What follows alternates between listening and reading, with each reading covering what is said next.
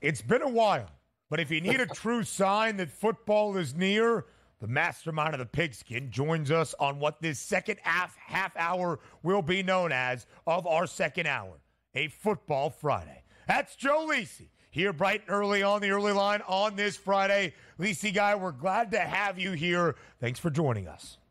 Oh, I must be on probation, right? This summer's for the early line. This is what it's all about with Ben Stevens and Donnie Rightside. I thought maybe early, late August, but here we are in July. So obviously I did something wrong.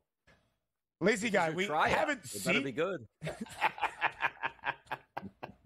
Oh, this is going to be good. Lisi guy, we haven't seen you on the early line in a little bit of time, of course, on Coast to Coast, all over the Sports Grid Radio Network, Carver and Lisi, 8 p.m. Eastern Time on Sports Grid Radio. But we've heard from you a few times in the last month or so. I believe we have a couple of times where we've heard from Joe Lisi. Let's play him now. Wow.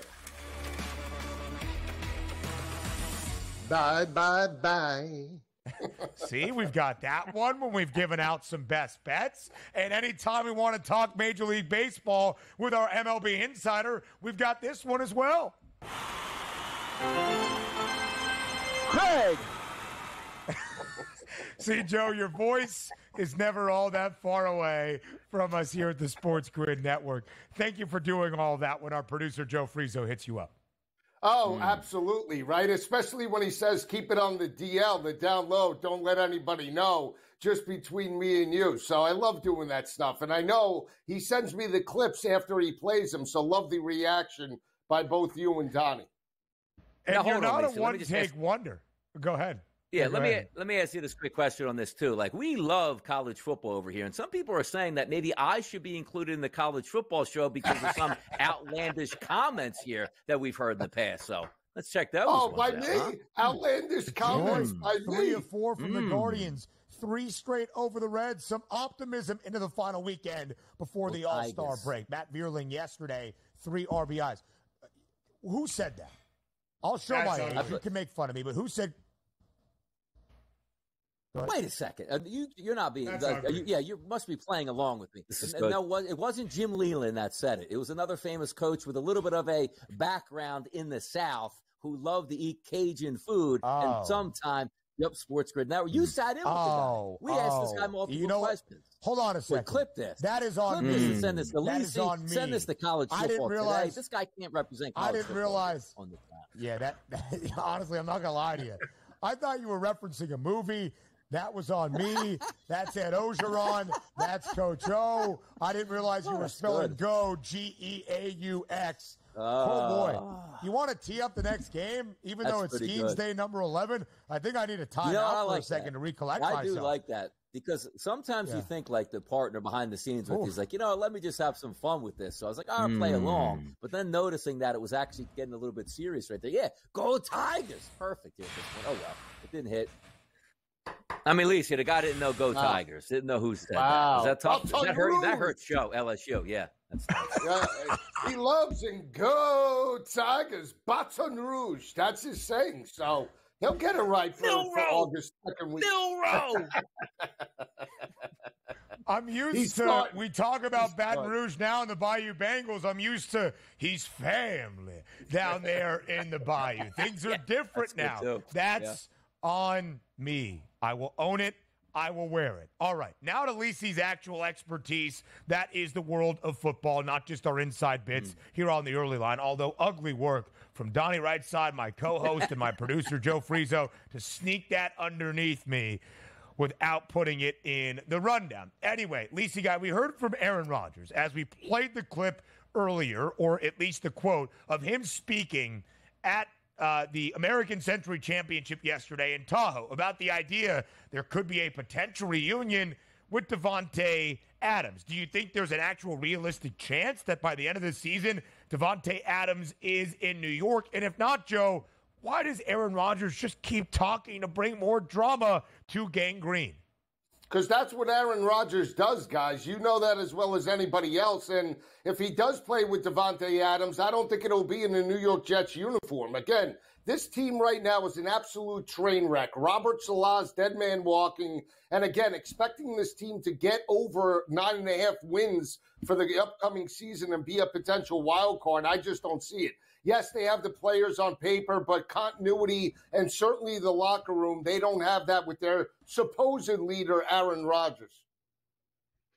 Joe, if somebody told you, and rightfully so last year, they got 7 wins with some of the most ridiculous quarterback play you were going to have. Yeah.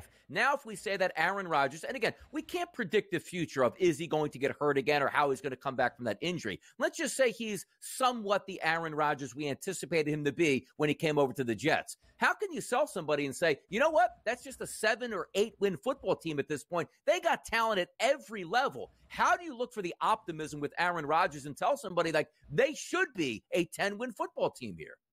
Well, they should. You're right. They're clearly better than the New England Patriots. They can challenge both the Buffalo Bills and the Miami Dolphins from a roster perspective, but it goes down to Aaron Rodgers. I said it, throughout the week. I said it on the off-season shows that if Aaron Rodgers was completely dialed in, he would have been at the mandatory minicamp. I mean, you're the face of the franchise. You're the leader. Yeah. You haven't played in a Jets uniform outside of basically 4 plays. What does that show your team? What does it show the younger players? What does it show the veterans? Do you really believe that Aaron Rodgers really cares about winning an AFC championship? I don't. And from the betting and gambling perspective, I'm selling the 9.5, guys.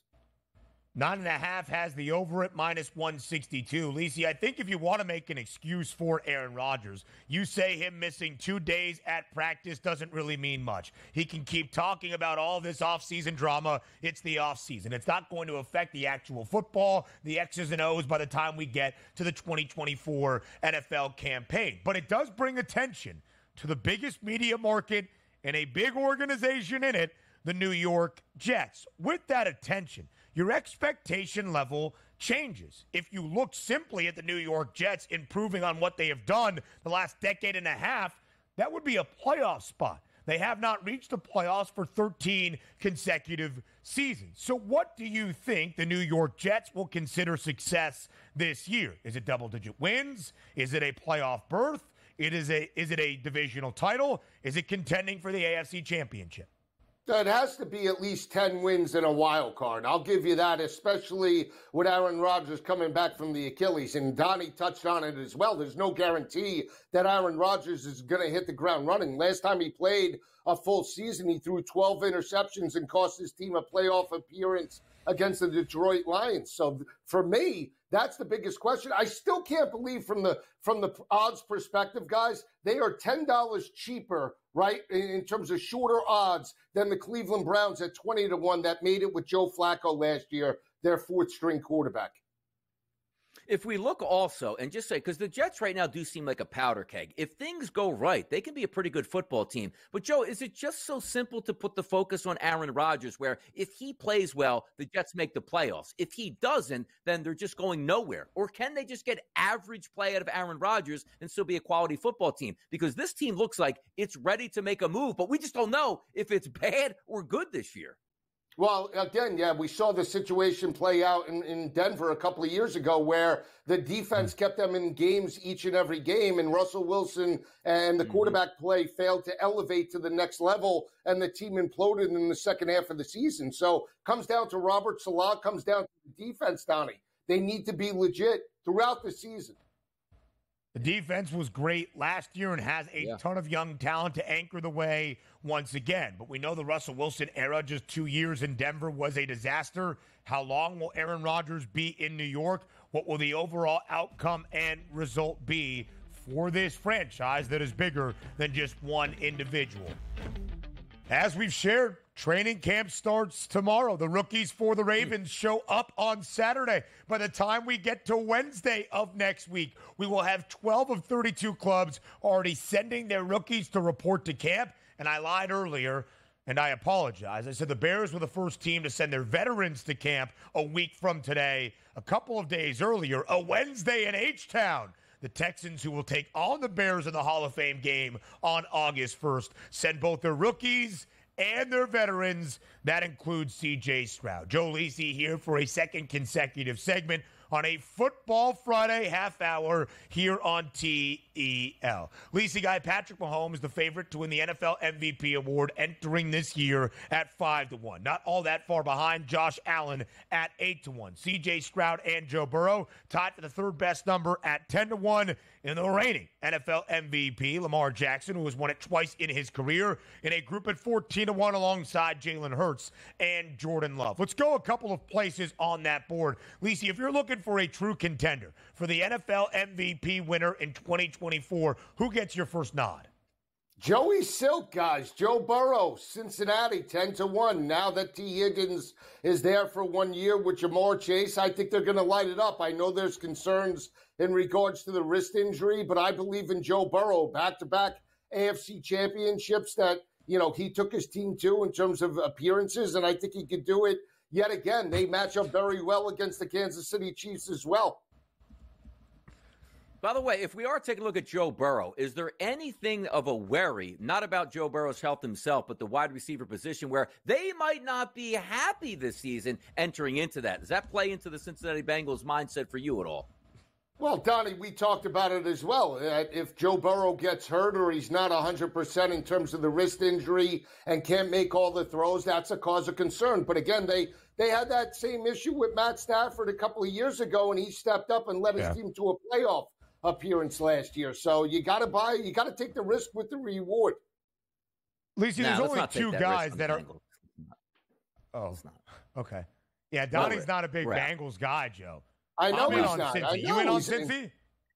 I am in on Cincy, yes. I think Cincinnati at 7-1 is live to win an AFC championship. Again, we know chalk in regards to Kansas City deserves to be there in Buffalo, but Cincinnati has what it takes. When they are healthy, they are as lethal as any team in the conference.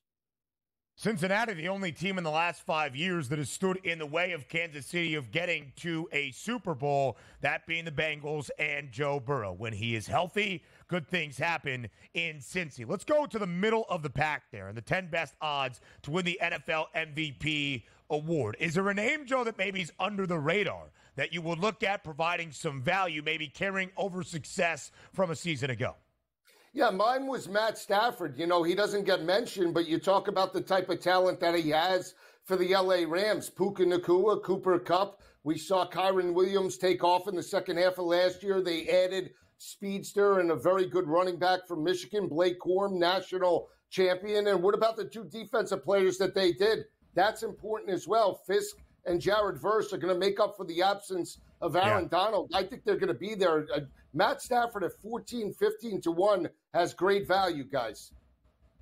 By the way, also, let's take a look at Jalen Hurts. You look at the Philadelphia Eagles. 2 years ago, Shane Steichen was running that offense, Joe. It was a well-oiled machine. They go to a younger guy who was the quarterback coach in Brian Johnson. It was a disaster. It was vanilla. It just didn't work. The Eagles collapsed at the end of the season. Kellen Moore comes to town, hopefully getting that vertical pass game underway with those talented wide receivers. Give me a preview on Jalen Hurts. Are you buying or selling this year on Jalen?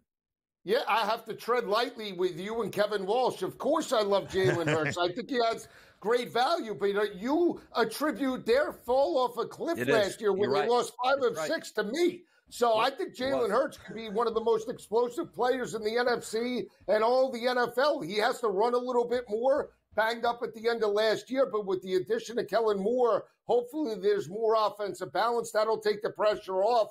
And as long as they win 11, 12 football games, I think that Jalen Hurts is right there, not only to win an NFC championship, but more importantly, a Super Bowl championship.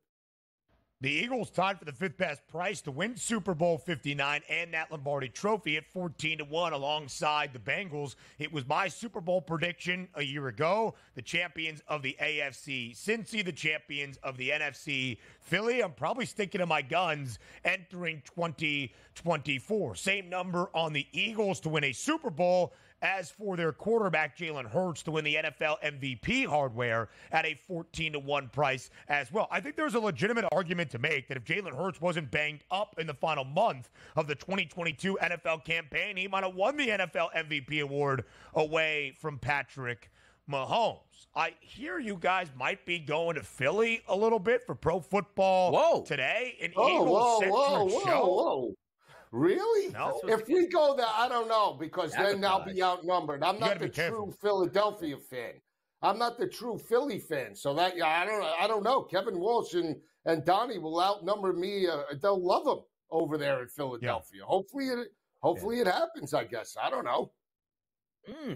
I like that. A little meal after. Yeah. Joe, we've been waiting to catch up to a meal lately. Maybe it could happen in Philadelphia. We could break bread in Philadelphia. I'll get you guys a pass to cross over the bridge. It's okay. You guys will be safe. I would love to do it. Donnie in the offseason doesn't drive more than 10 miles radius-wise, so that's it. You can't get him. You can't get him out of the South Jersey. You can't get him to make a drive more than 10 miles. So you have to come to him. Can't make it to Windsor. Mm-hmm. I mean, listen, that might be the case from what I'm hearing for the NFL season as well. I see a double date in your guys' future. Hey, now. Both of you guys. What's up? Hey. You guys are hitting low early. Let me tell you. Hold on. Let me bring up some names. Let me drop some names right now live on the air. Can we do that now? You guys are real good. You know that? You guys, I love you both.